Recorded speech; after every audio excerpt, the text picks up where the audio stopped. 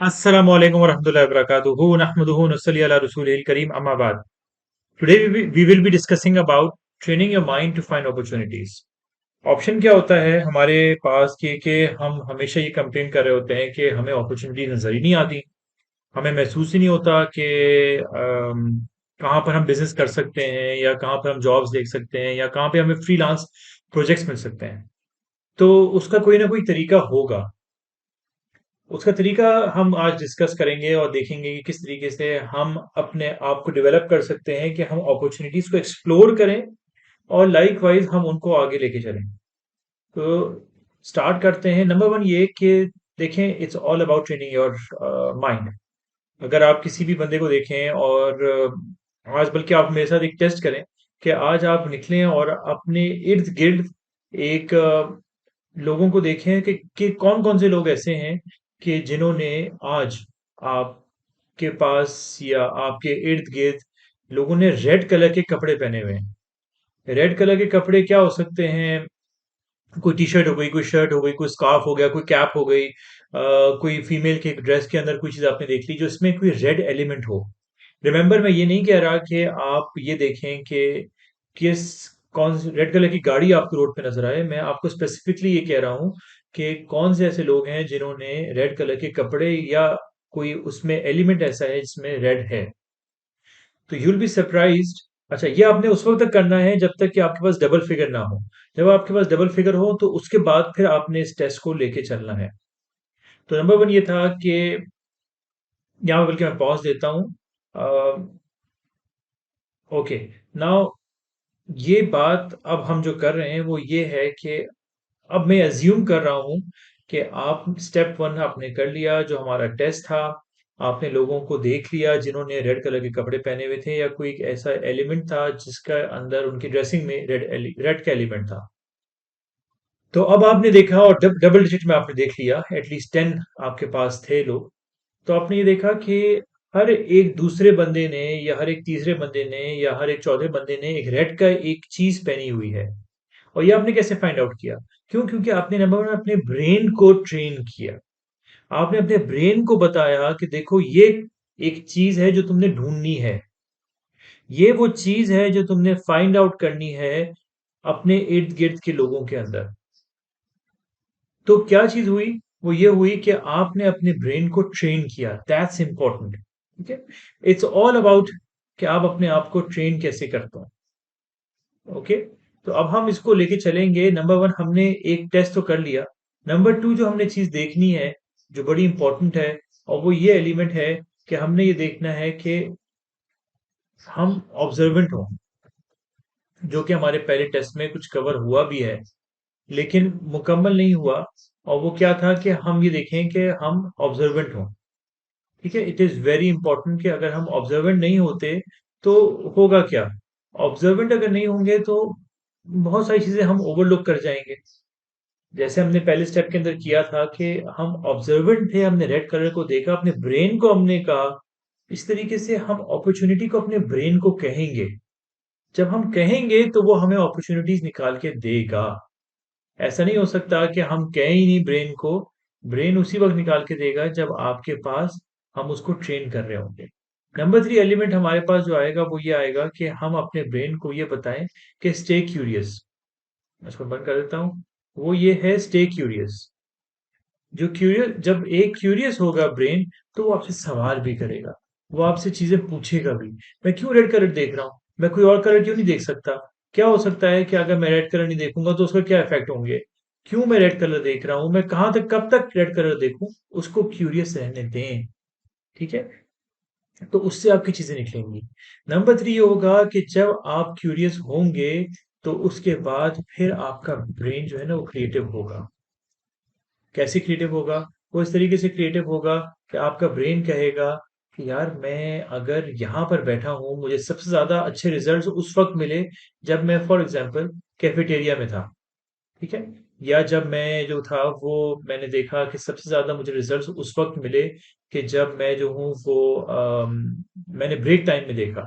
सबसे ज्यादा उस वक्त मिला जब मैंने तो अपने दोस्तों को बुलाया और उनको कहा कि ठीक है, आप इस टाइम पर आ जाओ।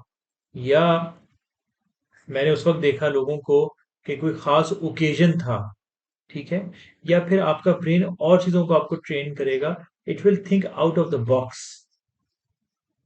It will think out of the box. जैसे मैंने आपको एग्ज़ाम्पल दी थी कि स्टेप नंबर 1 में कि आपके पास एटलीस्ट 10 लोगों का डेटा होना चाहिए, तो आपका ब्रेन खुद फाइंड आउट करेगा कि यार 10 लोगों का डेटा किस तरीके से मैं निकालूँ।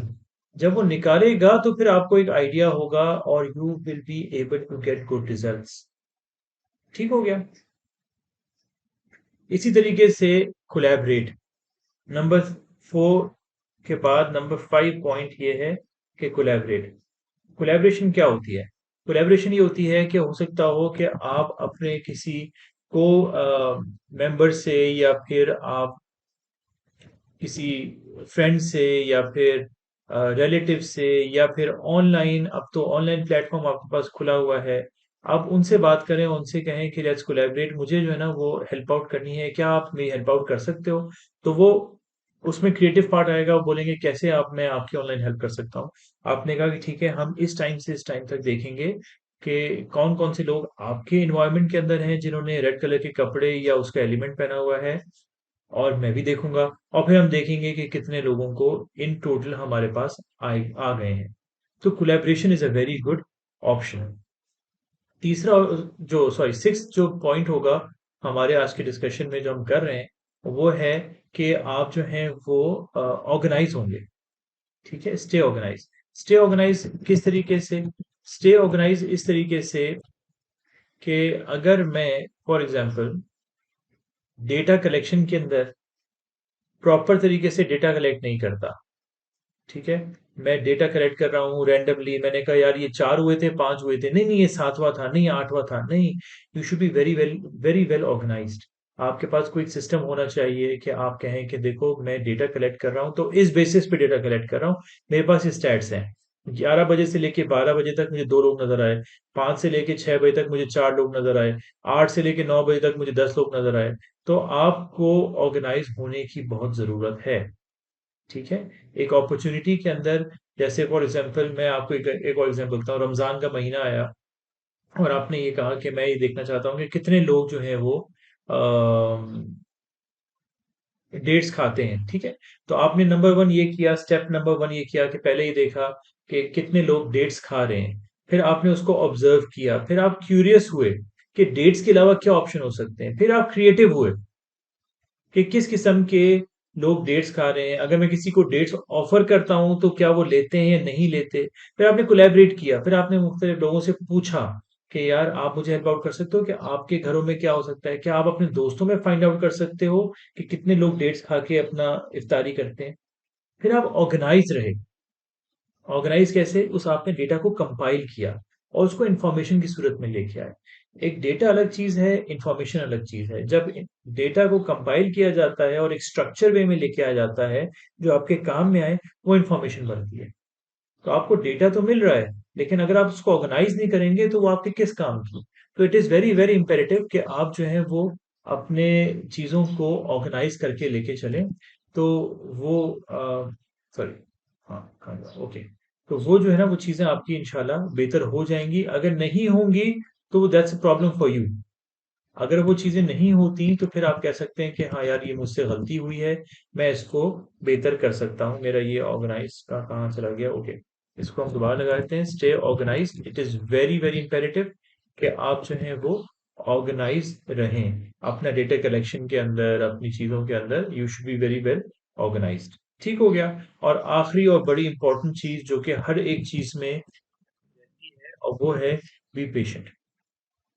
कोई चीज भी ऐसा नहीं होगा कि आप अभी हम जाएंगे और आपको अपॉर्चुनिटीज के रास्ते खुल जाएंगे आपके लिए। नहीं, you should be very very patient. थोड़ा सा देखें क्या चीज है, उसकी अप्रोच आपने चेंज करके देखी, आपको अगर वो चीज नहीं आ रही तो आपने लोगों से मशवरा करना चाहा, वो नहीं हो रहा तो कुछ और तरीके से आपने किया। तो ये चीजें जो है ना वो बड़ी इंपॉर्टेंट है कि हम जो है वो अपने आप को लेके चलें। अब हम सिचुएशंस देख लेते हैं। नंबर वन मैंने आपको बताया कि रमजान के अंदर कितने लोग जो हैं वो डेट्स खाते हैं। डेट्स आ गया, dates this is an opportunity, right? This is an opportunity, बहुत से लोग उसको देख लेते हैं। मैंने आपको एक एग्जांपल दी। नंबर टू, कौन से लोग हैं, एग्जांपल एक और ले लेते हैं कि कौन से लोग हैं जो कि फिश खाते हैं। ठीक है, कौन से लोग हैं जो फिश खाते हैं। तो नंबर वन, उसको आप लेके चलिए ऑब्जर्वेंट के अंदर। पहले आपने उसको ऑब्जर्व किया, बी ऑब्जर्वेंट, ऑब्जर्व करें, देखें कैसे हो सकता है, क्यूरियस हो कि अगर कोई बंदा फिश नहीं खा रहा तो उसका ऑल्टरनेट क्या है और क्यों नहीं खा रहा। अक्सर लोग कहते हैं जी जिस महीने में आड़ नहीं आता उसके अंदर आप फिश ना खाएं। Okay, that's one perspective. कुछ लोग कहते हैं जी फिश खानी चाहिए लेकिन गर्मी में नहीं खानी चाहिए। ओके, कुछ लोग कहते हैं जी फिश आप खाएं लेकिन उसके ऊपर दूध ना पिए। तो क्यूरियोसिटी, उसके बीच के अंदर जो चीज भी है उसमें अपने आप को क्यूरियस करें, उसमें चीजें फाइंड आउट करें, क्रिएटिव हों। फिश के अंदर डिफरेंट फॉर्म हो सकते हैं, किस तरीके के फिशेस लोग खाते हैं। ठीक है, क्या एक डिफरेंट फिश को पेश किया करने का अंदाज का फर्क होना चाहिए, किस चीज से लोग उसको अट्रैक्ट होंगे। जैसे फॉर एग्जांपल मेरा सुशी का काम है, मेरे रेस्टोरेंट्स हैं सुशी के। तो सुशी के अंदर आप कैसे फिश को हम लेके आए हैं, तो लोगों ने क्यों खाना खाना शुरू कर दी फिश। फिश लोग सालन में क्यों नहीं पसंद कर रहे, लोग फिश की बिरयानी खाते हैं तो फिश की कढ़ाई क्यों नहीं खा पाते। तो उसको देखिए, उसमें आप फाइंड आउट करेंगे। Number two, be creative. Number four जो मैं आपको बताया कि बी क्रिएटिव, कोलैबोरेट, मुख्तलिफ लोगों से पूछिए, मुख्तलिफ दोस्तों को इन्वॉल्व कीजिए, मुख्तलिफ सर्विस करवाइए, लोगों की हेल्प लीजिए, स्टे ऑर्गेनाइज। जो भी आपके पास डेटा आ रहा है उसको इन्फॉर्म करें, उसको इन्फॉर्मेशन की सूरत में लेके आए, उसको कंपाइल करें। और आखिरी बड़ा इंपॉर्टेंट बात यह है कि बी पेशेंट। ये नहीं है कि जी आपको सक्सेस नहीं मिल रहा चलो लेट्स ड्रॉप द आइडिया। ठीक है, उसको आप करें, उसको आप मुख्तलिफ अंदाज से पेश करें, उसको मुख्तलिफ अंदाज से आप करें, तो इंशाल्लाह यू विल फाइंड अ वे। ठीक, इसी तरीके से एक और एग्जांपल ले लेते हैं ताकि हमें आसानी हो जाए, और वो क्या हो सकती है। It can be okay, website development. ठीक है, वेबसाइट डेवलपमेंट। मेरा एक ज़माने में सॉफ्टवेयर हाउस था अपना, तो हम लोग ये करते थे कि मैंने एक लिस्ट निकाली।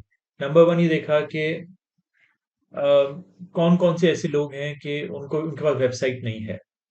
ठीक है, और नंबर टू पे ये देखा कि कितने लोग हैं जो क्यों वेबसाइट नहीं रखते। ऑर्गेनाइजेशंस हैं, होटल्स हैं, इवन बार्बर शॉप है, वो क्यों नहीं उनके पास वेबसाइट है। ठीक है, फिर हम क्रिएटिव हुए। हमने क्रिएटिव ये हुए कि हम लोगों को हमने बताया कि वेबसाइट रखने के फायदे क्या हो सकते हैं। उनको अपॉइंटमेंट्स आसानी से मिल सकती हैं, उनका एक ब्रांड बन सकता है, they can always sell other products as well. फिर हमने कोलैबोरेट किया मुख्तलिफ कंपनीज के साथ जो कि सर्वे करते थे। ठीक है, और हमने उसको फाइंड आउट किया कि कैसे और क्यों हम ये इस बिजनेस में आए। और उसके बाद फिर हमने उसको ऑर्गेनाइज किया और हमने फिर उसके ऊपर काम किया पेशेंटली। अगेन वो business model was amazing, but again वो नहीं चल पाया। उसके बहुत सारे और रीजंस थे, मैं फोकस नहीं था, आई वाजंट पेशेंट। अगर मैं पेशेंट रहता उस चीज के अंदर तो I might be part of big projects as well. लेकिन मैं उसमें पेशेंट नहीं था, तो वो चीज मुझसे निकल गई। तो अब आप देखिए अपने इर्द गिर्द कि कौन सी ऐसी चीजें हैं जो कि अपॉर्चुनिटी की सूरत में आपके पास आ सकती हैं। ठीक है, आई होप कि मैंने इसको अच्छी तरीके से एक्सप्लेन कर दिया होगा, और इस पे आप वर्किंग करें। आप बताइए कोई प्रॉब्लम है तो let me know, ask me, मैं इंशाल्लाह I can help you out if that's in my means. लेकिन अगर मेरे हाथ में नहीं होगा, मैं इसको एक्सप्लेन नहीं कर पाऊंगा, तो मैं आपको मुख्तलिफ लोगों की तरफ गाइड कर सकता हूँ इंशाल्लाह, जो कि आपको हेल्प आउट कर सकते हैं। तो रिमेंबर, अपॉर्चुनिटीज एकदम से आपके लैप में नहीं गिर जाती। ठीक है, अगर आप एग्जाम्पल ले लेते हैं न्यूटन का भी, तो वो एप्पल गिरा लेकिन उसके बारे में सोच रहा था वो, तो वो चीजें फिर उसके पास वो आई। तो अल्लाह ताला से दुआ है अल्लाह ताला हमें अपॉर्चुनिटीज दें, हमें इस चीज को समझने की तौफीक दें कि we should train our brains.